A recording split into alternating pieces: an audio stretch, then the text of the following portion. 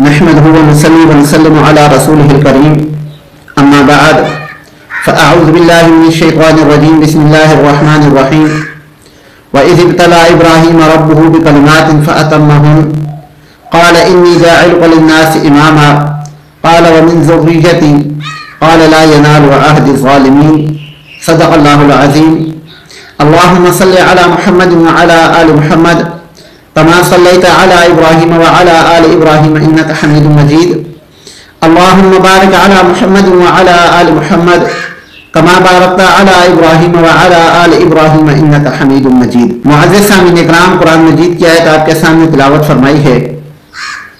اللہ رب العالمین فرماتے ہیں وَإِذِ ابْتَلَىٰ إِبْرَاهِيمَ رَبُّهُ بِكَلِمَاتٍ، اور جب الہ العالمین نے حضرت ابراہیم علیہ السلام کو کچھ باتوں میں آزمایا فَأَتَمَّهُنْ، تو حضرت ابراہیم علیہ السلام نے ان احکام کو پورا کیا۔ قال، الہ العالمین نے فرمایا انی جاعلک للناس اماما، اے ابراہیم میں تجھے دنیا والوں کا پیشوا بناؤں گا۔ قال، حضرت ابراہیم علیہ السلام عرض کرنے لگے ومن ذریتی، اے الہ العالمین کیا میری اولاد کو بھی اہل جہان کا پیشوا بنائیں گے؟ قال، الہ العالمین نے فرمایا لا ینال عہد الظالمین، کہ میرا وعدہ ظالموں کو شامل نہیں ہے۔ یہ اس آیت کا مفہوم ہے۔ آج میری بات کا موضوع یہ ہے، یہ جو اسرائیلی ہیں یا یہودی ہیں، یہ کون لوگ ہیں اور قرآن مجید میں ان کا تذکرہ کہاں سے شروع ہوتا ہے، کہاں تک پہنچتا ہے؟ انشاءاللہ قرآن مجید میں جو ان کے بارے میں بیان کیا ہے وہ بیان کروں گا کہ یہ بنی اسرائیل کون ہیں، یہ یہودی لوگ کون ہیں۔ اس وقت دنیا کے اندر 3 قومیں ہیں جو اپنے آپ کو الہ العالمین کی بھیجے ہوئے دین کے پیروکار کہتے ہیں، اور ان میں سب سے پرانی جو قوم ہے وہ یہودیوں کی ہے۔ یہودی یا بنی اسرائیل یہ کون ہیں؟ ان سے پہلے یہ بات سمجھ لیں کہ حضرت ابراہیم علیہ السلام جد الانبیاء ہیں۔ اللہ رب العالمین نے ان کو دنیا والوں کا پیشوا بنایا ہے، اور ان کی اولاد حضرت اسحاق کے بیٹے یعقوب علیہ السلام ہیں، اور یعقوب علیہ السلام کا لقب اسرائیل ہے، اور ان کی جو اولاد ہے اس کو بنی اسرائیل کہتے ہیں۔ قرآن مجید کے اندر اللہ رب العالمین نے سورہ یوسف ذکر کی ہے، اور اللہ رب العالمین فرماتے ہیں نحن نقص علیک احسن القصص بما اوحینا الیک ھذا القرآن، کہ قرآن مجید کے اندر جتنے بھی الہ العالمین نے آپ کو واقعات پہلے انبیاء کے بیان فرمائے ہیں، ان میں سب سے خوبصورت واقعہ جو ہے وہ حضرت یوسف علیہ السلام کا ہے۔ تو آپ صلی اللہ علیہ وآلہ وسلم پر یہ سوال کیا گیا کہ اگر آپ اللہ کے پیغمبر ہیں تو آپ ہمیں یہ بتائیں کہ یہ جو بنی اسرائیل ہیں یہ مصر تک کیسے پہنچ گئے؟ بنی اسرائیل کا اصل علاقہ جو ہے وہ تو شام کا ہے، تو یہ شام سے مصر تک کیسے پہنچے؟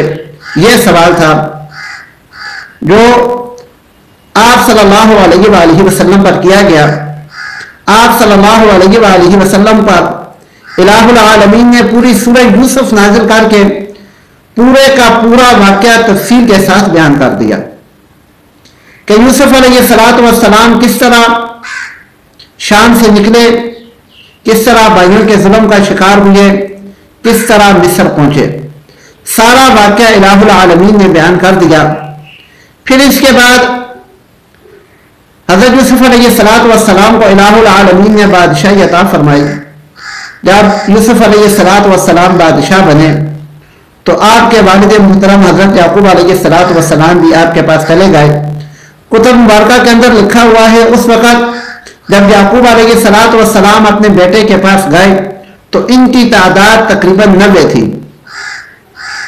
پھر یہ سلسلہ چلتا رہا، وقت اور حالات بدلتے رہے، اور ایک وقت وہ آیا کہ جب فرعون نے یہ بنی اسرائیل کو اپنا غلام بنا لیا، بنی اسرائیل فرعون کے غلام ٹھہرے۔ فرعون کسی ایک شخص کا نام نہیں ہے، بلکہ فرعون کہتے ہیں جو اس وقت وہاں پہ حکومت کرتا تھا. جیسے ہمارے ہاں ابھی وزیر اعظم ہوتا ہے, صدر ہوتا ہے, تو یہ ایک عہدے کا نام ہے. تو جب فرعون نے بنی اسرائیل پر ظلم کی, انتہا کی, زیادتیاں کی, اللہ رب العالمین نے موسیٰ علیہ السلام کو بھیجا کہ آپ بنی اسرائیل کو وہاں سے لے کر آئیں. چنانچہ حضرت موسیٰ علیہ السلام نے اللہ رب العالمین سے دعا کی کہ الہ العالمین میرے ساتھ میرے بھائی کو بھی اس مشن میں شامل فرما دیں. اللہ رب العالمین نے موسیٰ علیہ السلام کی دعا قبول فرمائی اور موسیٰ علیہ السلام بنی اسرائیل کو فرعون کے ظلم و ستم اور شکنجے سے لے کر نکلے. الہ العالمین نے موسیٰ علیہ السلام اور ان کے حواریوں کو فرعون کے مظالم سے نجات عطا فرمائی اور فرعون کو غرق کیا. نہ صرف غرق کیا بلکہ قیامت تک آنے والے انسانوں کے لیے فرعون کو ایک عبرت کا نشان بنا کر چھوڑ دیا.